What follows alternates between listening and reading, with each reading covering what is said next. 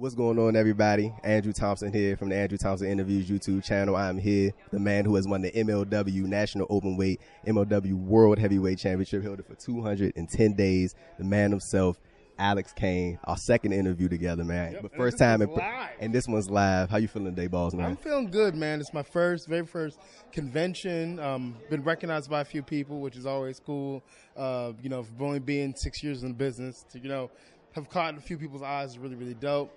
I'm just excited to be here. So, we're just here to have a good time, man. What's up, man? That's what's up. I appreciate you taking the time to do this, man. But, first off, like I said, it's been 3 years since we last did an interview. I think it was November 2021. And I think that was right before you had just got the National Openweight title. Mm-hmm. Talk to me about these last 3 years, man, that you've been in MLW. You won the National Openweight. You won the MLW World Heavyweight title. Like I said, 210 days. Just walk me through these last 3 years and what it's been like for your career. Man, it has been insane. It's been a really, really cool transformation for myself, really finding myself as a character, creating a movement, putting on a good bit of black representation, which we all need in professional wrestling. We need more of it.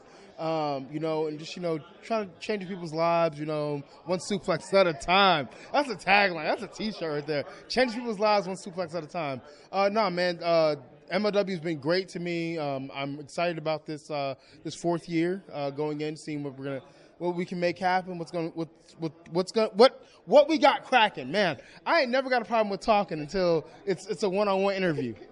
But like you said, you had mentioned something very important, that black representation in wrestling, man. I think that's been something it's always been prominent, but I think just over the last, I say 4 or 5 years, that's when you've seen that those conversations more so just rise to the forefront. And you also have a lot of individuals who are not black that are getting into this conversation as well and speaking out on and on top of what we pushing as well. Talk to me about how important that's been for you, and throughout your entire career, but also just throughout this period that I was just referencing, how these things how that conversation has just rose into prominence, and how important it is for you to be a representative of black wrestling. Yeah, that was the focus for me in my entire reign. Also, telling great stories and stuff like that. That was great for my title reign. But the entrance, which I miss, which I think I'm just gonna bring back, just because I don't need the belt to have the entrance. But just having that many black faces on the screen, people, be like, oh, I know that guy. Oh, I know that guy. Or girl, on the screen was really, really dope for me. I think it was probably one of the most iconic entrances ever. It just allowed me to be able to put, people on in a sense, which is what I've always ever wanted to do. So I'm absolutely loving it. I can't wait to put more black faces on the screen for everybody to see. And we were going back to MLW, you won the battle ride. Yep. You're currently in the Opera Cup. You made it to the second round. You just beat Mr. Thomas. Yep. I'm sure there's a part of you that was like, I had to do it to my boy. I mean, who was formerly a member of Boomaye Fight Club, or under your reign. But talk to me about what else is there next for Alex Kane in MLW? It's like you had this very quick trajectory, and I know for some people, just in it ain't even got to be in wrestling. It could just be in life in general, basketball, football. You hit this peak so early in a certain place, not in your entire career, but just a certain place, and then it's okay, damn, did that. Yeah. What's next? Man, I want to win the World Tag Team titles with Mr. Thomas. Mr. Thomas, he hasn't held a whole lot of gold. I don't think in his career. And he's done so much for me within MLW, so I would like to make a run at the World Tag Team titles with my boy, and win the world title again as well. So that's what we're trying to do here with winning the Opera Cup. And hell, if I can, I'll win the National Openweight title too again. I'm about to say, and then I know the next couple of events you guys got Summer of the Beast and Slaughterhouse, and what's the one in ATL? Fightland. So talk to me about how, just sort of the growth of MLW since the time that you've been there, the improvements that you've seen, things that you like, things that you dislike, not necessarily on a negative scale, but just more so on a professional standpoint, just about the things that you've seen in MLW over the last couple of years. I just from like a backstage perspective, just how cool everybody is. We don't have, as Ricky Shane Page would put it, even though he's not with MLW anymore, we don't have any dickheads in our locker room, and it's a beautiful thing. Everybody comes in, does what they need to do. We have a good time. We watch each other's matches. We give each other critiques where we can give critiques. Some people don't like taking critiques, and that's fine. I like the production. The writing has gotten 1,000 times better. Not saying it was bad before. But it's gotten better. Everything can always get better. I just like everything about MLW, man. I would like to add some more people to the Boomay Fight Club. But there are certain people who are stopping that from happening. We got to fix that. But yeah, there's more people in the Boomay Fight Club. That's the thing I would change. More people in the Boomay Fight Club. I would say now, of course, Alex, you are still very, very young in your career, still very, very young in life. Are there like any aspirations to like seek out like what else could be out there for Alex Kane? Not more so like you. Kane is trying to get to the money, wherever the money is, whether it's WWE, AEW, Japan, TNA, it don't matter, or MLW, wherever the money is, Alex Kane is trying to go. Also to where I can make an impact. No pun intended. No pun intended, but where I can make an impact, just not be a guy on the shelf. You know what I'm saying?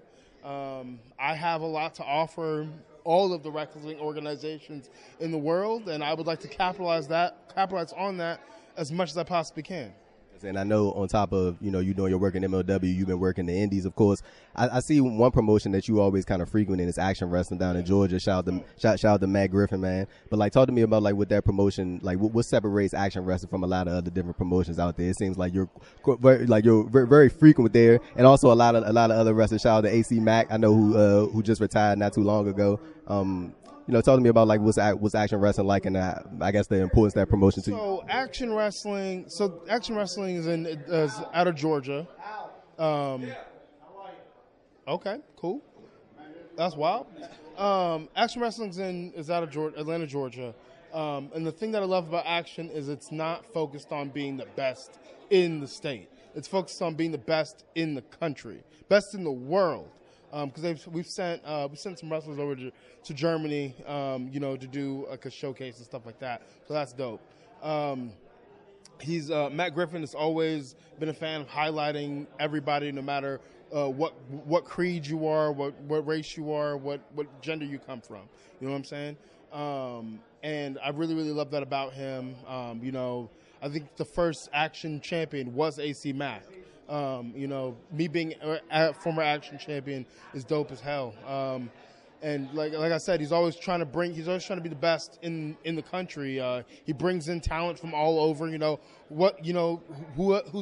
Whoever is hot or whatever he's bringing in. He's not trying to like gatekeep anything. And I think that's really, really dope. And he's really created a really, really awesome platform for all of us to have and to be a part of.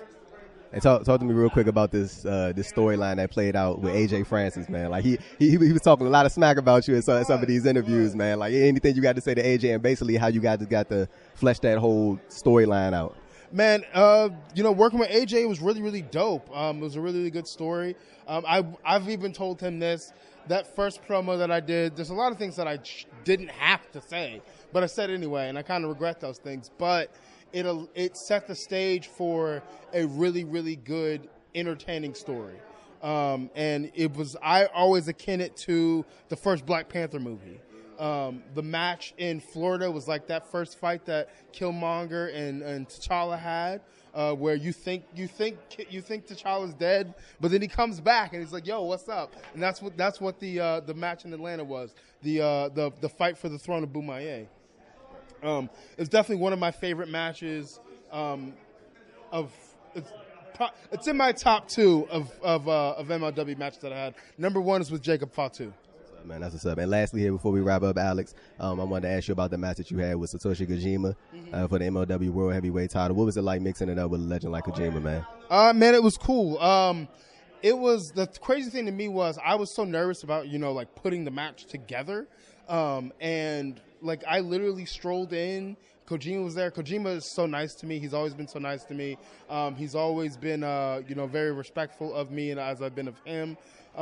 He always compliments my gear. He thinks my gear is amazing, and I love it. And then we text a little bit on Twitter sometimes. But besides that, Kojima, he actually watched my stuff. Like, he watched my stuff. He put it together. He knew what my big moves were and stuff like that. We put it together. We went up there. We made magic.